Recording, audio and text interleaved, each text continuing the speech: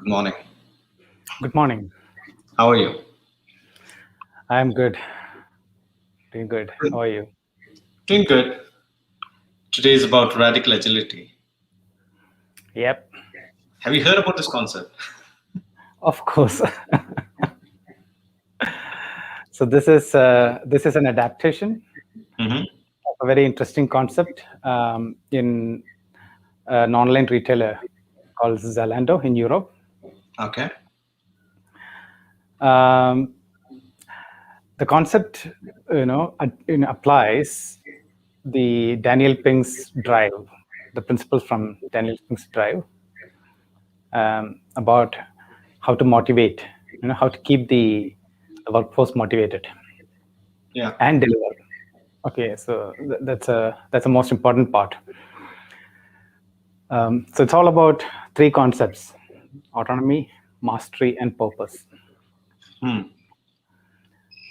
Um, we always think that the motivation is extrinsic, right? You get Yeah. positions, power, money, Yeah. but then sometimes it's not. In fact, I can almost say that in my case, the other factors also play a large part Hmm. um, in terms of keeping oneself motivated on a day-to-day basis.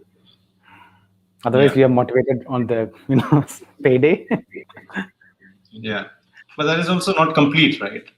When you look at entrepreneurs or solopreneurs and you compare them to people who work at the workplace, what you're saying or what Daniel Pink says makes absolute sense, right?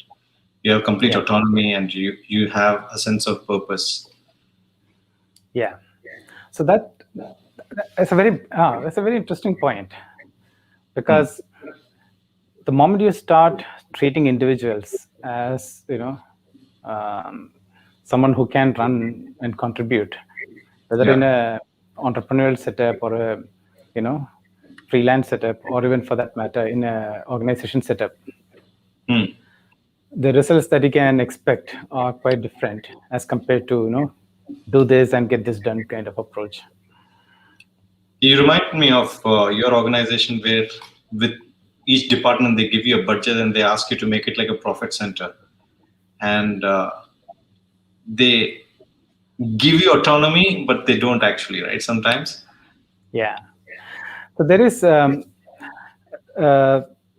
I think the biggest challenge the companies do it, they have the concept called vision, right? Hmm. And then they say that, okay, now let's drill this vision down into, the team. And then, for that team's vision, let it drill down to the people, put, OKRs and performance objectives and things like that.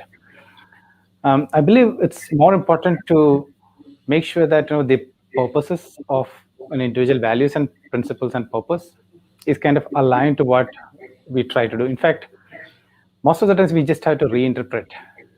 Right? Hmm. We might be building our values and purpose has got one definition, Yeah. and what the company wants to build as a product or a service, it could be something else.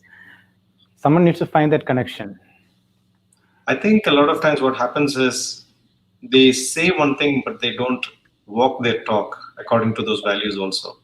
Leaders. Hmm. I mean, when that mismatch is there, then what happens is it confuses the audience, whoever is that. I want to go back to us dissecting the words, radical agility, and see how how do you interpret those words, in fact. Yeah, the most appealing part to me was that the concepts. When you read a book, you see a lot of concepts, and these concepts are derived from a lot of experiences the author had, or the interviews the author conducted. Hmm. And oftentimes what happens is when you put it onto the real world, you don't Yeah. see that glossiness of the concept in the book, because the book is actually a polished version of what happened Yeah. in different places. And in this case, this organization, they very nicely adapted these concepts and put it in front of the employees, and they practiced it. And I'm not very sure about how they're doing it. At least the person who implemented it, they practiced it for a Hmm. while. In fact, it was even a McKinsey case study for that matter. and when they did it, it was done for a purpose. It was done to deliver software and run an agile organization. And that's where I think that like people think about agility, telling that, yeah, all those engineering, project management stuff is good, but let's do the radical agility. Let's look at the other side of things. Let's look at the people side of things. That's what really appealed to me. For me, what's appealing right now is, when you talk about software as an organization, software companies, and where these things are deployed, I look at the family unit. I look at the parents and the children, and I see that the same principles can be applied, and how every organization, a family is an organization, right? And Right. There is, what happens when you're raising a child is sometimes they're not led to be autonomous, Yeah, right? that's right. Yeah. And I think that one single thing itself can shift the trajectory of how a child can be radically agile in their life later on. Yeah. So yeah, motivated not necessarily in an organization. I mean, when you say organization, family is an organization of people, right? Yeah. Yeah. That's a very good, radical shift. Radical thought. Yeah.